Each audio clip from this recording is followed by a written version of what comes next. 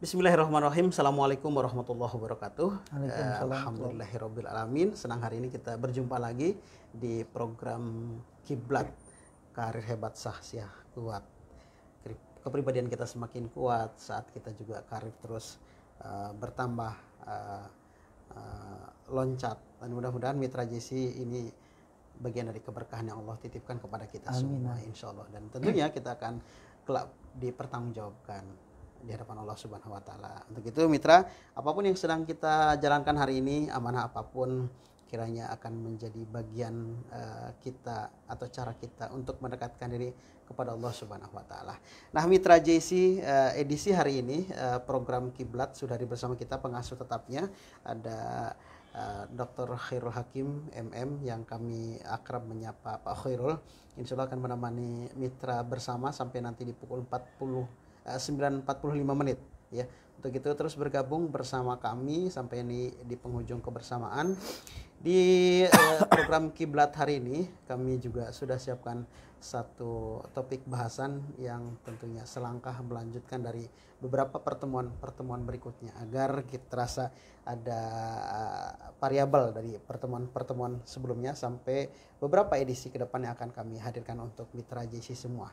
Dan mitra, siaran kita bisa diikuti di FM 107.7 dan juga melalui audio streaming di www.islamicstripcenter.or.id dan live Facebook kita Radio JC. Dan jangan Anda lewatkan pula bahwa siaran kita bisa diikuti di channel YouTube kami di JIC TV dan JIC Channel. Untuk itu jangan lupa hadir bersama kami untuk like, share, komen, dan subscribe agar kemanfaatan dari program-program yang kami hadirkan terus meluas tentunya, termasuk untuk Anda dan keluarga tercinta serta orang-orang terdekat Anda. Ada Pak Khairul Hakim. Assalamualaikum Pak Khairul. Waalaikumsalam warahmatullahi wabarakatuh. Pak Andi Umar sehat? Sehat, alhamdulillahirobbilalamin. Semakin awet muda aja. Iya ya. Pak Khairul apa lagi? Padahal sibuknya kalau saya lihat statusnya, Allah karim kapan tidurnya nih gitu. Gimana tuh? Ada waktu tidur ada untuk Pak Khairul? Ada pasti. Ada, ya? Justru saya hobi tidur malah. Hobi tidurnya, Masya Allah. Saya khawatir benar tidurnya aja terkurang gitu, jatahnya terkurang. Setiap aktivitas kita harus nikmatin. Jadi rasanya asik, nggak lelah. Itu aja sih. Itu resepnya, resep jitunya ya. Pantesan awet muda. Iya baik, Pak Khairul, terima kasih udah hadir di studio. Kita akan berbincang bersama Mitra JIC. Topik hari ini tentu masih ada irisan dengan CCA, Chartered Career Analyst. Ya, kita betul. Insya Allah kita akan mengawinkan yang namanya konsep, konsumen, infrastruktur, dan keuangan. Wah, ini jadi ranah yang memang ada di seorang pembisnis ya, betul, atau bisnismen gitu kan. Manajemen, karena CCA, keuangan. Betul, karena CCA itu nanti orang akan terbagi menjadi dua. Seorang wirausaha atau seorang karyawan. Wirausaha dan seorang karyawan. Nah, dari seorang wirausaha nanti kan ujungnya itu dia akan menjadi investor. Seorang karyawan dia akan menjadi bisnismen atau manajer. Nah, dari sini kita mau menarik dulu, ya kan, irisan-irisan kita menarik dulu gambaran gedenya untuk menjadi gambaran spesifik. Karenanya kita asyik di sini akan kita adakan subtemanya ya, business canvassing. Iya, oke. Business canvassing, karena semua punya cerita, punya langkah bagaimana mengembangkan dan membangun bisnis yang sedang dijalankan dalam bidang apapun itu, apakah juga bidang jasa ataupun juga barang atau produk ya. Betul. Ya, sekarang business canvassing. Nah, Pak Khairul, kita di awal perjumpaan mungkin apa nih business canvassing yang dimaksudkan? Jadi business canvassing seperti apa yang tadi udah saya katakan, bahwa kita itu akan mengawinkan konsep, dalam hal ini value, konsumen, infrastruktur yang kita punya, dan modal atau keuangannya, sehingga menghasilkan satu strategi yang jitu untuk, kalau saya sih menyebutnya bukan meraup keuntungan yang sebanyak-banyaknya, tapi memaksimalkan kita punya infrastruktur itu, sehingga kita bisa menghasilkan yang namanya kemakmuran diri, kemakmuran masyarakat, dan keridhaan ilahi, seperti itu. Oke. Dari ketiganya tadi ada infrastruktur, orangnya, dan modal. Infrastruktur, konsumennya, modal, akhirnya menimbulkan value, seperti itu. Oke, nah konsep bisnis model canvas itu mengandalkan gambar-gambaran ide sehingga setiap orang memiliki pemahaman yang sama dan real. Jadi kita diarahkan itu melalui gambar terhadap tipe-tipe konsumen mereka, pengeluaran biaya, cara kerja perusahaan, dan sebagainya. Nah, dalam bisnis model canvas ada 9 elemen penting yang harus kita pandu atau yang harus kita bahas. Yang pertama itu adalah value proposition. Sederhananya value proposition merupakan nilai jual produk. Jadi pertama yang harus kita lakukan adalah nilai dulu. Value-nya itu apa? Nah, seorang konsumen itu memilih sebuah perusahaan atau bahkan kita bilang begini, saya sebagai seorang laki-laki, perempuan memilih orang laki-laki itu apa sih value-nya? Nilai apa sih? Nilai apa sih yang paling utama? Dipilih dari sekian juta orang. Iya, satu, apakah dari segi ketampanan? Mantap. Yang kedua, apakah dari segi kekayaan? Yang ketiga, apakah dari segi kemapanan? Iya. Jadi kita harus yang namanya analisis market, analisis pasar. Jadi sekarang bisnis canvassing kita jadiin bagaimana cara nyari jodoh lah. Lebih enak ya. Lebih enak ya. Ilustrasinya lebih semangat. Iya. Nah, sebagai seorang lelaki coba kita lihat, kita maunya kayak gimana. Ini yang harus yang harus ditekankan oleh mitra JIC. Jadi bukan wanitanya itu kita itu maunya kayak gimana, tapi wanita yang kita mau itu maunya seperti apa. Kalau udah kita bisa menjadi seseorang yang disukai, kita akan menjadi magnet buat dia. Gitu. Jadi kita lihat value-nya dulu, nilainya. Kita harus analisis pasarnya. Dia dari pasar ini dia maunya seperti apa? Satu, yang tadi saya sebutkan, tampannya, cerdasnya, mapannya, uangnya, loyalnya, loyal ini maksudnya setianya, keturunannya. Itu harus kita gambarkan dulu secara utuh. Nah, kalau menurut saya ada tiga yang utama ya. Jadi tiga ini harus harus di list. Mana yang prioritas, nomor 2 prioritas, yang paling kuat ya. Indikator yang paling kuat. Jadi list pertamanya, jadi kalau saya nyebutnya prioritas orang memilih itu apa pertama. Betul. Yang kedua, prioritas orang memilih keduanya itu apa dan prioritas orang memilih 3. Nah, dari sini berarti kan kita bisa tahu segmentasinya kayak gimana. Atau kita balik lagi, wanita yang kita suka itu berarti segmentasi pasarnya. Maunya 3 ini. Nah, dari 3 ini kita lihat infrastruktur kita lihat yang namanya kelemahan dan kelebihan diri. Udah mumpuni nggak? Gitu. Nah, ini namanya value proposition. Yang kedua adalah customer segment. Terus yang ketiga adalah key resources. Gitu. Kata kunci dari sumber daya. 3 ini kita kawinkan. Di tengahnya itu nanti ada yang namanya channel.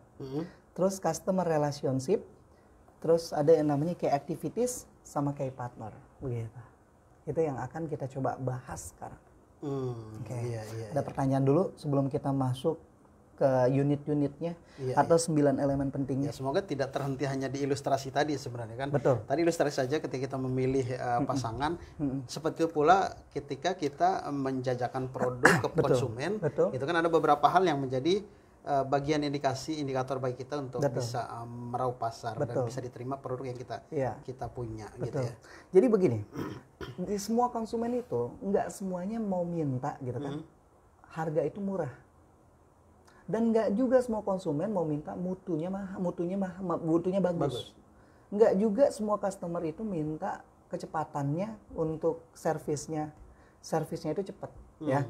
Nah, dari 3 hal ini kita harus bisa menggait customernya, modelnya kayak gimana.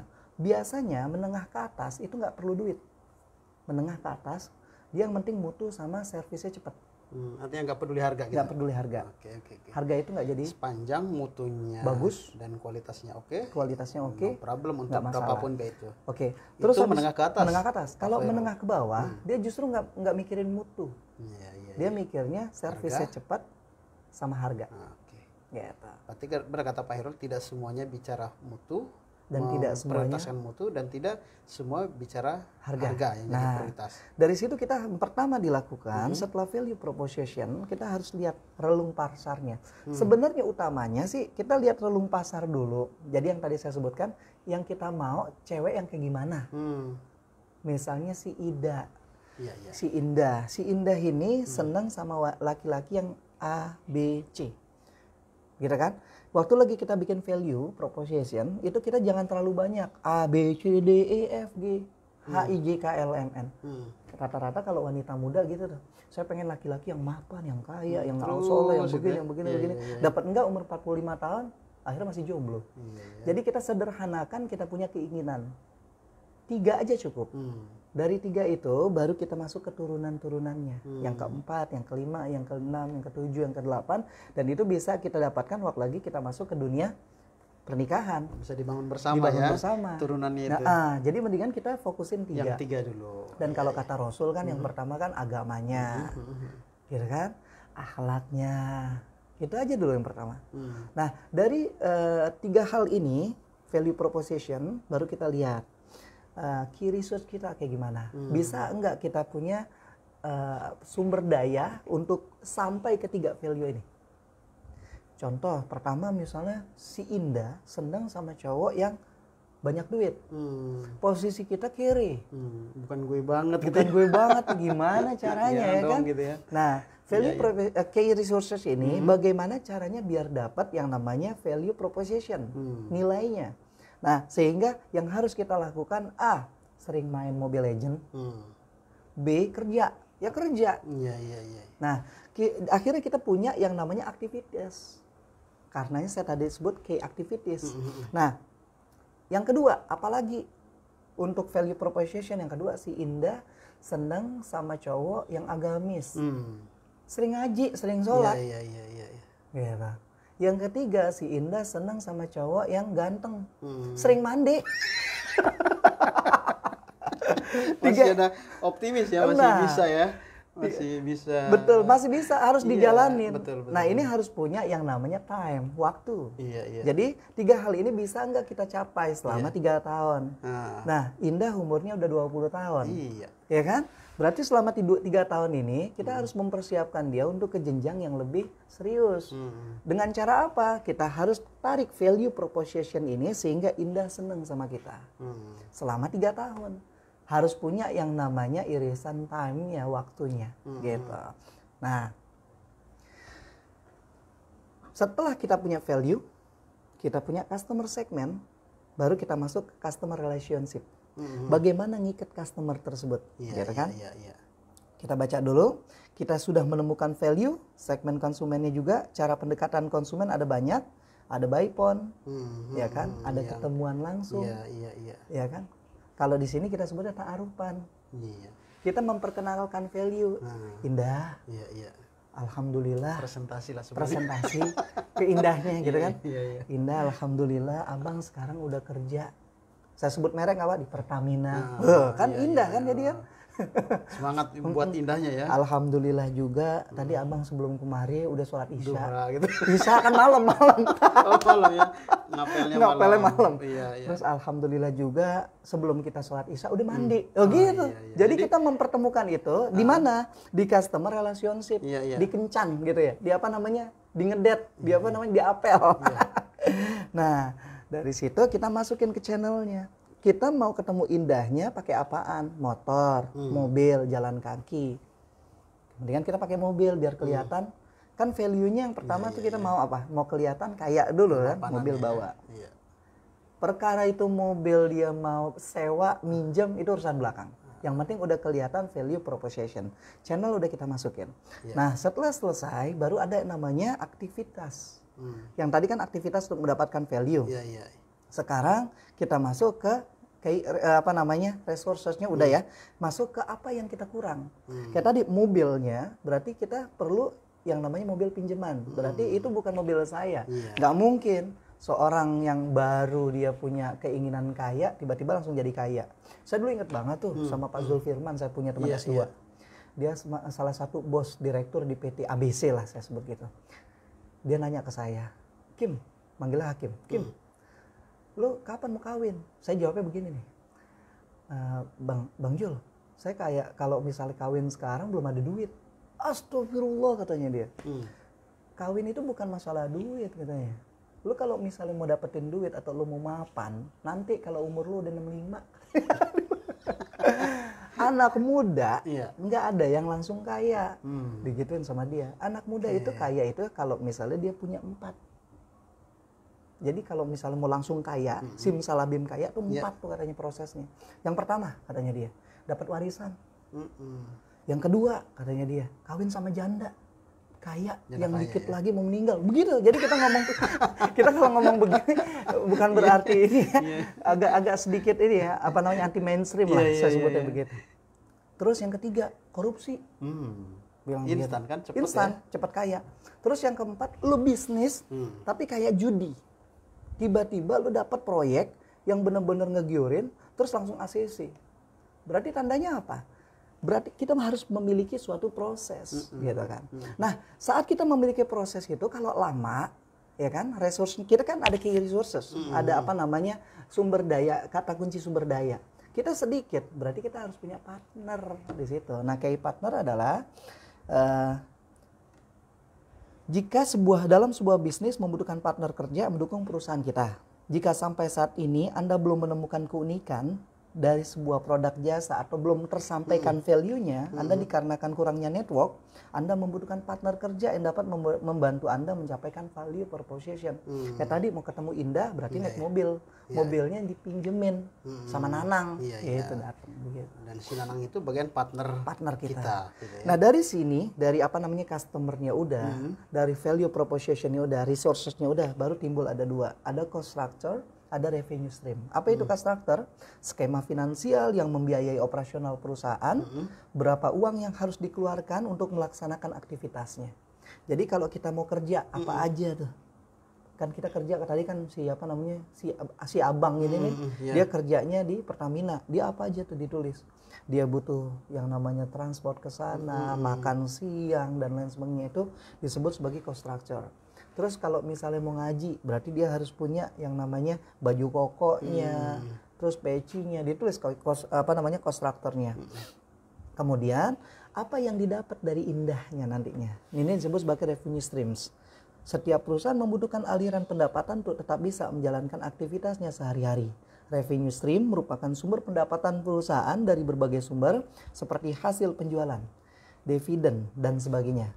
Nah, bisnis model canvas, teknik yang efektif untuk diterapkan dalam perusahaan karena dapat membantu memetakan bisnis tersebut sehingga ide-ide ini bisa terwujud.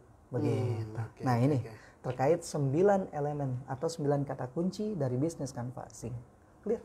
Nah, sekarang kita coba untuk mendalami lebih lagi dengan realita di lapangan tentang bisnis yang sedang kita jalani. Dan tadi tools yang sudah disiapkan 9 tadi sudah tersampaikan oleh Pak Khairul, Mitra JEC. Kita sama-sama untuk mendalami dari segala bisnis yang kita punya, dan kita mau coba terapkan dari mana kita akan memulai menerapkan dari bisnis canvassing ini. Gitu ya, Mitra JEC, perlahan tapi pasti ada target capaian. Kalau tadi kata Pak Khairul, ada timing yang harus disiapkan. Oke, Pak Khairul, kan kita bicara bisnis kita di pedesaan, di perkotaan, segmentasi pasar dan produk. Nah, kita melihat kalau kita di daerah perkotaan dengan produk yang sudah kita miliki, misal produk B dalam bentuk barang ya, bukan dalam bentuk jasa. Pasar yang kita ketahui, yang ada kan belum kita ketahui, apakah tadi lebih prioritas mutu, artinya menengah ke atas, atau justru sebaliknya dari barang kita punya menengah ke bawah dari segmentasi pasar yang di lingkungan kita. Bagaimana kita untuk bisa mengukur sesungguhnya? Analisis customer. Jadi yang pertama kita lakukan itu ada customer atau pelanggan-pelanggan ini kita analisis dulu. Itu mudah sebenarnya. Jadi lebih baik analisis customer dulu sebelum produk atau barang jadi, atau biarkan barang jadi kan itu habit kita misal di situ. Jadi gini, value proposition itu kalau saya nyebutnya hobi, ya kan? Hobi harus ditunjukin dulu kan. Tapi walaupun begitu, apakah hobi ini bisa realis waktu lagi kita ketemu sama rival kita kan, sama apa namanya pemain musuh kita waktu lagi kita main badminton misalnya, kan enggak. Jadi yang harus kita lakukan memang itu sebagai pemicu aja dulu sementara. Value proposition itu sebagai pemicu, apakah ini mau bisa diterima atau enggak.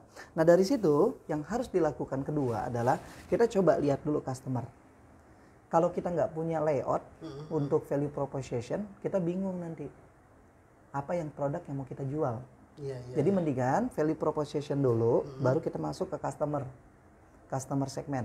Nah, customer segment setelah kita punya produk, misalnya tadi kita punya barang buat perkotaan, kopi deh misalnya, kopi. Wah, ini kopi nih cocok nggak nih di tempat saya, ya kan? Kita taruh dulu kopinya di sini. kopi. Baru kita lihat kanan kiri kita. Kita tinggalnya di mana? Kanan Pondok kiri Indah. Yang dimaksud adalah calon customer kita. Calon customer kita. Kita tinggalnya di mana? Pondok Indah. Kalau kita tinggal di Pondok Indah, berarti customernya menengah ke atas. Gitu. Misalnya kita tinggalnya bukan di sana, di yang menengah ke bawah. Berarti kita posisiin kopi ini kita buat menengah ke bawah. Gini, kalau kopi, warung kopi, menengah ke atas namanya kan Starbucks. Terus menengah ke bawah, warkop. Menengah doang, Jeko. Nah, posisi kita adanya di mana? Kalau kita mau ngambil franchise pun kan gampang jadi. Kalau saya tinggalnya di menengah ke atas, ya udah Starbucks aja sekalian. Tapi harus dianalisis dulu, benar menengah ke atas, atau yang orangnya royal keluar duit, atau menengah aja yang orangnya agak repot nih misalnya yang ngeluarin duit. Kalau misalnya dia repot ngeluarin duit nih nggak ada gengsi untuk kelihatan sama orang, ya udah kita ambil yang menengah aja. Gitu. Nah, setelah kita segmentasi pasar kita, kopi, lihat kanan kiri, wah ini kayaknya ngeluarin duit cuma 10.000 nih, susah kalau ngeluarin duit 100.000. Oke, bikin warkop. Gitu. Tahu nggak kenapa pecel lele yang bertahan adalah pecel lele yang pakai gubuk-gubukan, pakai tenda biru, ya kan? Bukan tenda biru, apa namanya tuh? Ya pokoknya kayak ya tenda biru. Terus bentuknya tuh yang ada ikan lele, yang begitu kan? Terus burung dara, ada tulisan pecel lele berkah, gitu kan? Masuk ke dalam, lelenya langsung digoreng, terus dihidangkan, ada sambelnya. Nah, kayak kita duduk gitu ya, kayak duduk sederhana.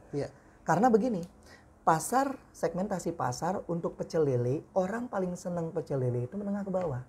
Jadi jangan diubah backgroundnya. Kalau backgroundnya diubah, ada beberapa ya kita sebut, nggak usah sebut nama ya, merek-merek terkenal, itu justru down mereka.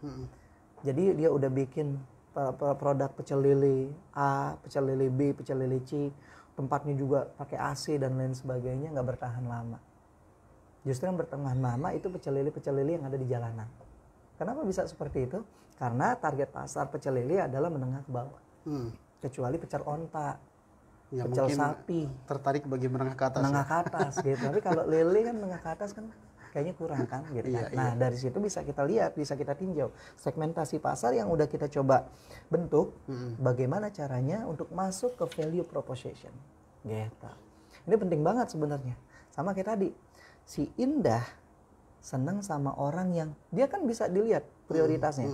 Tampan, kaya, atau tadi agamis. Oh, ternyata si Indah senang yang kaya dulu. Nggak ada masalah gitu. Berarti utamanya dia kaya dulu. Berarti yang harus kita lakukan itu kayain badan dulu. Nomor 2, siapa Indah? Senang sama agamis. Timbul keagamisan kita. Terus apalagi yang ketiga adalah ketampanan kita, sering mandi. Kelar. Gitu. Akhirnya kita dapat cintanya dia. Sama kayak tadi. Pasarnya udah jelas, value propositionnya jelas, kawinin. Straight. Akhirnya kita dapat revenue-nya. Seperti itu. Tinggal eksekusi nantinya ya. Eksekusi. Iya. Dan di saat eksekusi atau mulai startnya bisnis pun kita terus lakukan evaluasi ya, Pak Khairul ya. Apakah nanti ternyata ada pesan masuk nih dari Bang Doni nih. Oke. Kita juga nanti sapa dari mitra JC yang bergabung, kita bacakan Pak Khairul. Dari Bapak Doni Daniel Sodik ya. Ini gimana nih? Ini pertanyaan atau Pak Sodik di Pak Doni itu jadi di Sukabumi ya? Di sini kita saat menganalisis value proposition, kan? Yang harus dilakukan adalah 3 pertanyaan kan? Apa penyebab masalah yang di konsumen, mengapa konsumen ingin masalah tersebut hilang, dan apa manfaat bisnis saya untuk konsumen. Pak Doni memberikan beberapa catatan. Kalau yang pertama tadi apa penyebab masalah yang terjadi? Ini enak kayaknya kita harus sebut nama alamatnya juga. Iya, betul. Ini Pak Doni Daniel Sodik di Kampung Taman Jaya, Desa Taman Jaya, Ciemas, Sukabumi, Jawa Barat. Apa ini? Geopark Ciletuh. Salam OKOC Forever Sukabumi. Mantap. Luar biasa. Oke, ini. Untuk apa penyebab masalah yang terjadi di konsumen? Ini catatannya Pak Khairul, di kampung pribadi atau daerah saya pribadi adalah adanya suatu aplikasi yang dapat membuka produk-produk selain aplikasi Facebook, IG, dan WA, sehingga langsung dapat dipesan sesuai pesanan, seperti contoh aplikasi Grab, Gojek, Uber ataupun yang lainnya, karena pada dasarnya konsumen ingin mendapatkan produk langsung dengan atau tanpa bergerak selain online. Nah, gimana Pak Irul, mungkin ini dulu. Penyebab masalah yang terjadi di konsumen itu adalah bagaimana semua produk itu bisa didapatkan oleh konsumen dengan online, seperti itu ya? Iya ya, kalau di penyebab masalah terjadi konsumen ya. Nah, ini untuk membentuk value proposition. Yang kedua? Yang kedua, mengapa konsumen ingin masalah tersebut hilang? Nah, ini dari catatan Pak Doni. Konsumen benar-benar ingin hilang dari produk mahal dan volumenya kecil, ingin adanya produk-produk yang baru sehingga jika belanja tidak hanya itu saja. Heterogen produk ya. Tadi heterogen produk yang bisa terfasilitasi dengan online produk. Lanjut. Nah, yang ketiga, apa manfaat bisnis untuk konsumen? Manfaat bisnis saya untuk konsumen.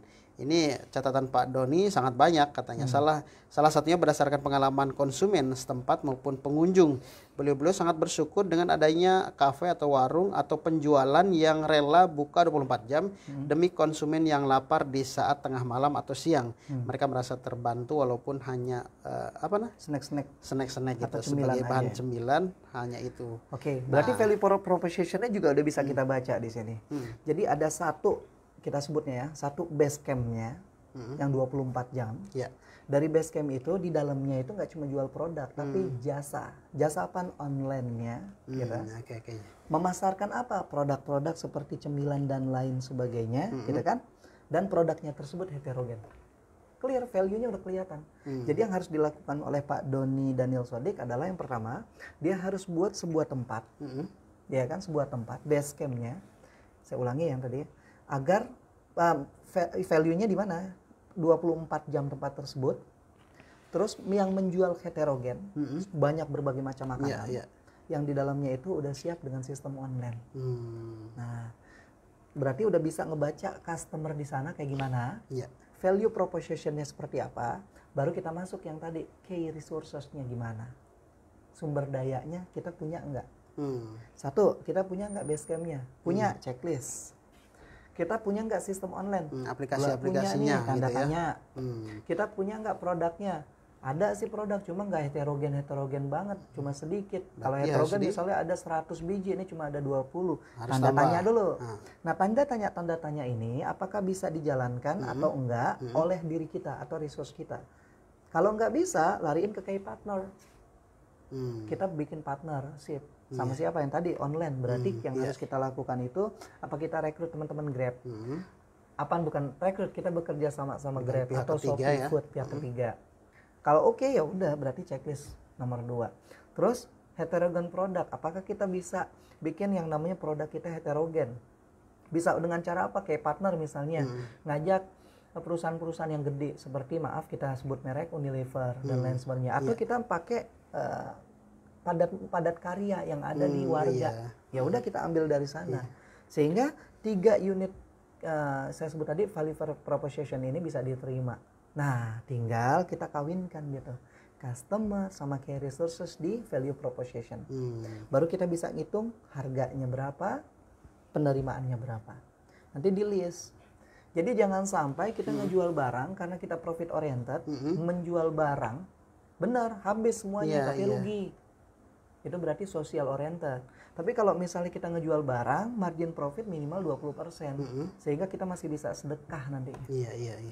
Jadi penting tadi yang key partner itu ya. Jadi kita ngukur kemampuan resources yang kita punya. Kalau ternyata kita tidak punya kualifikasi di situ, kita bisa gandeng pihak ketiga sebagai bagian dari kita. Misal tadi ada beberapa hal aplikasi kita belum punya, ya kita bisa gandeng dengan beberapa pemilik itu.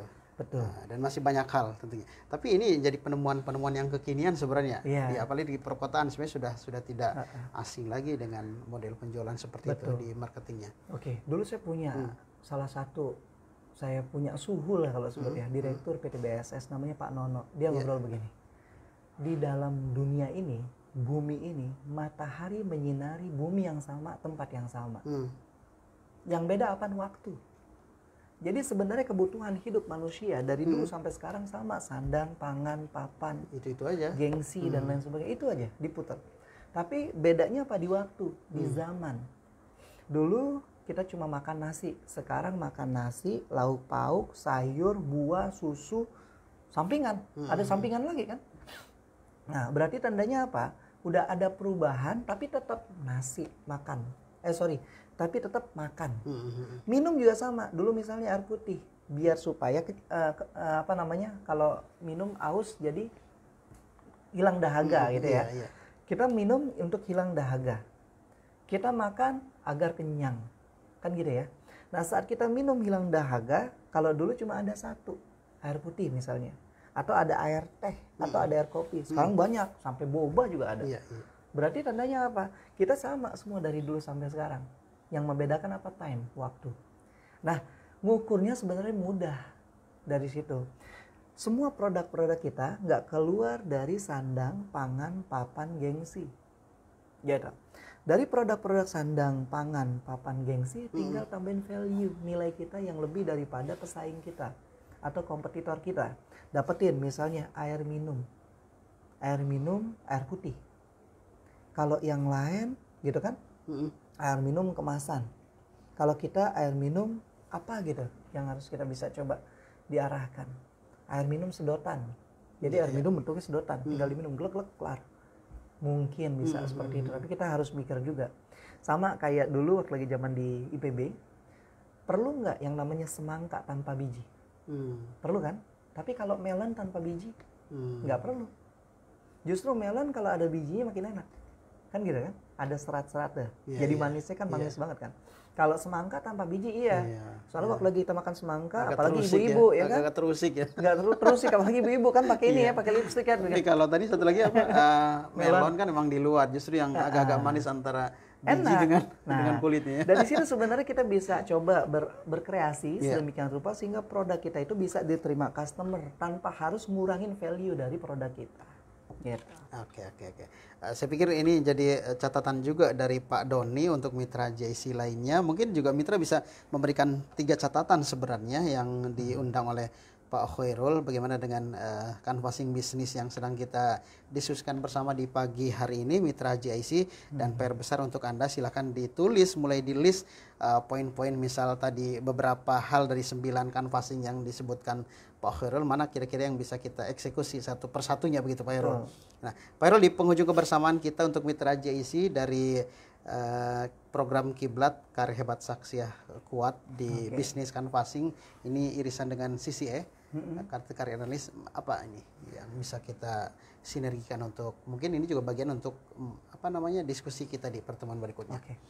Business model canvassing adalah suatu strategi bisnis, plan bisnis untuk mengawinkan antara value, customer, sama resource kita. Sehingga menghasilkan cost structure dan menghasilkan revenue. Ya kan? Seperti itu dulu, kita tahan dulu di sana. Nah, dari sini apa yang bisa kita lakukan? Pedelah terhadap value proposition kita. Karena dengan kita pede terhadap value proposition kita akan memiliki kreativitas untuk menggait customer, untuk menciptakan resources, sehingga menciptakan peluang terjadinya revenue. Ya, itu aja. Pede lah. Pede. Iya ya. Sayang kalau hari ini kita masih belum pede dengan udah lama kita ingin membentuk bisnis ini gitu. Betul. Kan, mengeksekusi bisnis ini perlu perencanaan yang cukup matang dan lama. Nah, ketika sudah di perjalanan tiba-tiba muncul rasa kurang yakin gitu kan, bisa jadi PD tidak muncul karena kurang yakin dengan produk, apakah ini di pasaran akan diterima dengan luas atau tidak gitu. Seharusnya dari apa yang dipaparkan Pak Khairul ini semakin yakin nih mitra JC. Tapi ada satu lagi tambahan. Banyak orang yang mengatakan bahwa peluang untuk berwirausaha itu 50-50, 50% untung, 50% gagal. Iya, kalau males. Kalau itu bagian malas ya. 50% untung, 50% gagal. Betul, tapi kalau rajin, peluang itu sebenarnya bukan 50-50. Tapi 150% untung. Ruginya ada? Kalau 150% berarti ruginya ada nggak? Nggak ada ya, malah lebih. Malah lebih. Untungnya. Soalnya kenapa? Karena Allah itu nggak buta. Masya Allah. Allah itu nggak tuli. Waktu lagi kita capek, ketahuilah emang duit mungkin nggak dapat. Tapi di akhirat itu menjadi darah kita, cucuran keringat kita. Untuk apa? Meningkatkan ekonomi diri, menyuapi nasi kepada istri dan anak, ya. Dan yang terpenting membangkitkan masyarakat. Iya. Nah, perlu dicatat tuh, jadi malas. 150%. Kalau malas 50-50. Kalau yang Kalau tadi rajin, tidak pede masuk di mana? Kalau nggak pede buat apa di jangan. Jadi bisa, motifnya aja udah nggak ada. Bisa bukan lagi mendingan nggak usah 50 wirausaha. ya. Nol kalau dia. Tapi kalau dia pede tapi malas 50-50. Masih 50-50 ya. Pede tapi rajin 150% untung. Mau di mana nih kita nih? Karena dia akan terus berpikir bagaimana cara untung. Oke. Baik, ini mitra perjumpaan kita dengan bisnis canvassing yang di-sharekan oleh Pak Khairul Hakim untuk kita semua di pagi hari ini. Tentu saja pesan kami berdua untuk Anda semua yang sedang mengawali dan menggawangi bisnis yang sedang dijalankan entah sudah berapa lama, inovasi dan kreasi Anda sudah dituangkan luar biasa, hendaknya tidak terhenti sampai di situ, dan untuk terus menemukan ide-ide baru gitu ya, senantiasa bergabung bersama kami di program Kiblat Karya Hebat Sahsiah Kuat. Pak Khairul, terima kasih atas waktunya hari ini. Bapak Semoga menemani dan Mitra JIC yang disayangi. Insya Allah.